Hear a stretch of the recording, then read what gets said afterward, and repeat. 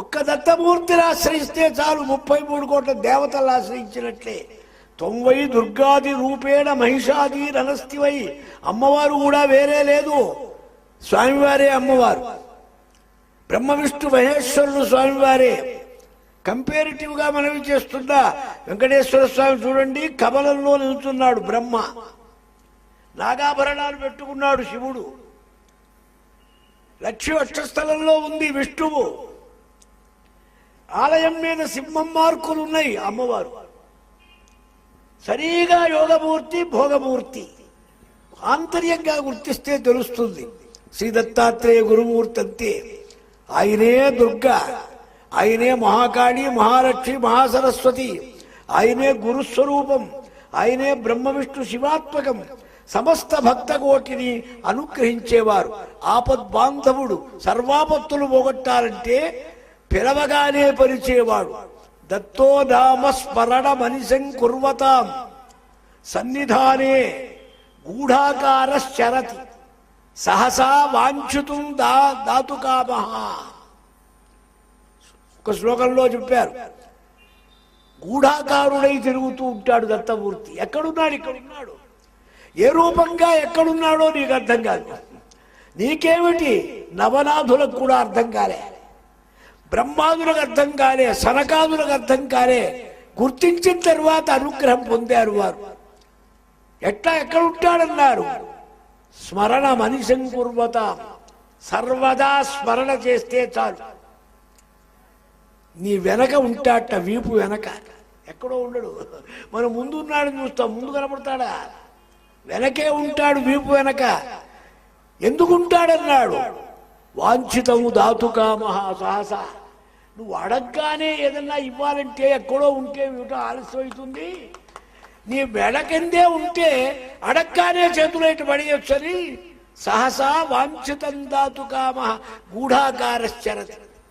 పిలిస్తే పలికేవాడు ఎవరన్నారు? అందుకే ఆయనకు బిరుదు స్మర్తృగామీ సమావతు.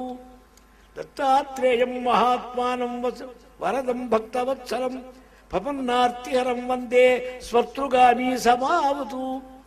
శ్రీపాద శ్రీవల్లభత్వం సదైవ శ్రీదత్తాస్మాన్ పాయి దేవాదిదేవ భావగ్రాహ్య క్లేశహారిత్సుకీర్తే ఘోరాత్ కష్టాదుద్ధరాస్మాన్ నమస్తే.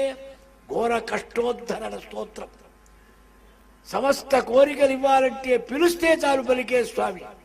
ప్రసన్నుడు, త్రిమూర్తిధరుడు, శక్తి స్వరూపుడు. కలియుగంలో చాలా సుప్రసన్నమై వెణుకువతో పిలిస్తే చాలు బయలుదేరి వద్దామని ఆదౌ బ్రహ్మస్వరూపాయ మధ్యే విష్ణుస్వరూపిణే అగ్రత శివరూపాయ దత్తాత్రేయ నమోస్తుతే.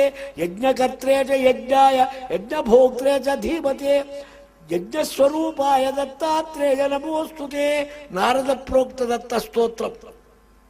సమస్త దేవతలు స్తుతులు చేస్తారు.